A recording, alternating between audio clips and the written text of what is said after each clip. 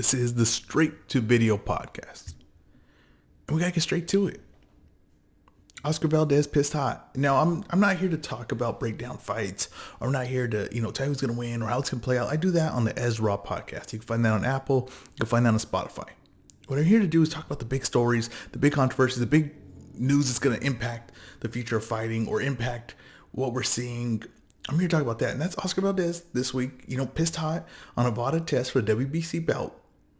In a small commission, a tribal commission. So you can throw the commission out, right? You can throw the commission out right now. Because it's not the best commission. It's not the biggest commission. It's a commission that kind of has a conflict of interest. Because maybe all commissions do, but this one especially because they're having an event at a tribal casino, which put together the commission that all benefit from having the event, continuing the event from going on, right? And Oscar Valdez test positive for phetamine. Now, I don't know what phetamine is, right? I hear when I read now from this point, it's a diuretic. It helps you cut weight. That's fine. I'm not going to get on here and act like I know what it does. I'm not going to act like I know how effective it is or how ineffective it is, right? I'm not going to act like that. I'm not going to play that game. And people on Twitter want to play that game. They can. I'm not going to. What I am going to do is just go off of the rule set that was here where he was given a list of things that weren't allowed, that were going to be tested for and were going to come up on the banned substance for VADA. And phetamine's on there. So you got Sha'Carri, so make sure I get her name right. Sha'Carri Richardson, right? The big controversy in the summer, going into the Summer Olympics, was Sha'Carri Richardson test positive for marijuana. And everybody's like, well, it shouldn't be banned. You throw that out. That's a dumb rule. But it's like, it is the rule. And everyone else is following it. So she has to get suspended. Now, it's dumb. Should it be banned? No, it shouldn't. But these are the rules, and these are the rules that everyone else is following. So we have to keep it consistent. It's the same thing for Oscar Valdez. It's banned. It's on the list. If the other fighter can't take it because he sees it on the list, then it is an unfair advantage to say that Oscar Valdez. Oscar Valdez gets away with taking it, gets an exception to take it because he's the name, because he's the main event. It's not fair. It shouldn't happen. If the WBC wants any credibility, they should have suspended him to stripped him from the belt. And I understand that they said, well, he tested clean when he fought Burchell. It doesn't matter because the deal with the WBC is they test everyone in the top 15 consistently. In and out of competition. And he has to test negative even out of competition. Even going into a fight. Even going into a training camp, he has to test. So now the WBC says, oh, we're going to put it on the commission, which knowing what the commission is going to do, and trying to hide behind them, then they wait, a day or two and let it go under that the commission said, it's good to go. And they say, oh, we're not going to strip him. And that we're going to watch him, and if he tests positive again for it, then we'll strip him. So if you are clearly playing favorites, right? If a parent said this, if me and my brothers, right, we got an argument or whatever, and I did something wrong, and then they said, well, he's not going to get in trouble. We're going to watch it, and if he does it again, he'll get in trouble. And then my brother does that the first time. And they ground him, right? They tell him, they take the belt to him. Well, then obviously they're playing favorites, right? And that's what happened here. They played favorites. Now, I see people that want to put it on Canelo saying like, oh, well, it's because Canelo got... To me, okay, he trains in the same gym as Canelo. But so now everything he does, Canelo's in trouble for. Everything Ryan Garcia does, Canelo gets in trouble for. We connected to Canelo. I'm not going to do that. See, I'm going to play it the fairest way you could possibly play.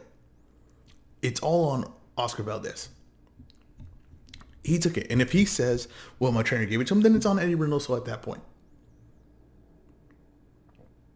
But he should be suspended. I'm not going to ruin everybody else's legacy because Oscar Valdez made the mistake. And I think we want to do that. But I think we pick and choose who we want to do that too. And, I understand Canelo's the big name in boxing. And when it comes with that, you got people that don't like him and you got people that do like him. So it's going to be one way on the other side and one way on this side. But I'm going to call it down the middle. He didn't test positive. He's out of the story. He just happens to train in the same gym. I trained a wild card boxing gym. You know how much people are in and out of there? You know how much people Freddie Roach trains? Are they all connected to Manny Pacquiao? If one guy tested positive for steroids in the wild card gym, right? Does that mean, oh, well, Manny Pacquiao's doing it? Or if Manny Pacquiao tests positive for steroids, does that mean everybody else, Miguel Cotto's doing it? You know how much people train in there? They're in and out all day. You can't do that. That's not the way this works. We got to call it fair. Oscar Valdez should not have the belt. Now, whether the fight's going to continue or not, I don't know. To me, that's beyond the point, because to me, then that kind of punishes his opponent, who unfortunately has to have this fight happen because it's probably the biggest opportunity of his life, probably the best payday of his life. Guaranteed it's the best payday of his life. He's going to go with the fight no matter what. This guy could have pissed, he could have pissed straight bull testosterone. This guy's going to go, the opponent's going to go with the fight. That's just the way that works. But should Oscar Valdez keep the belt? No. And because the WBC didn't do that, that's what I've been saying. These belts are meaningless. They are meaningless. They don't even follow their own rules. It's all nonsense. And to keep, respecting these belts, or keep saying, oh, these belts, we need the belts. We need the belts. No, you don't. You don't. The rules they don't even follow. With drug testing that doesn't even matter. All of it's meaningless. And now VADA lost credibility. The WBC lost credibility, which never had any credibility with me. And boxing lost credibility. And just all around a bad event for boxing. Bad story, bad news. Bad. But you got to call it down the middle. And you have to call it fair. It doesn't rope in Canelo. You can't do that. That's not the way this works. Now, did Canelo test positive previously? Yes, I guess he did test positive. But now, the amount that he tested positive for wouldn't even, come up as a ban, come up as illegal now in the fighting today. Take that for what it is, for what it's worth. I want to do on the next one, I want to do like an investigation on all fighters that tested positive. What happened, especially like in MMA and boxing. What happened to them? What was the storyline? What was the end result? And where should we stand with them? But right now, Oscar Valdez pissed hot. And now his credibility is definitely, it's taking a big hit. Now, does this follow him? How long does this follow him? We have NFL players that piss hot. And then it seems like we forget it as soon as they come back.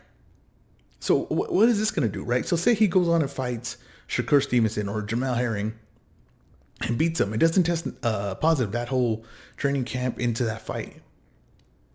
Are we going to hold it against him? They tested positive here. I see. That's the part where I don't know. Like, that's the part where it gets tricky. It gets a little muddy going forward. I think as a fighter, you just don't want to be in this position at all.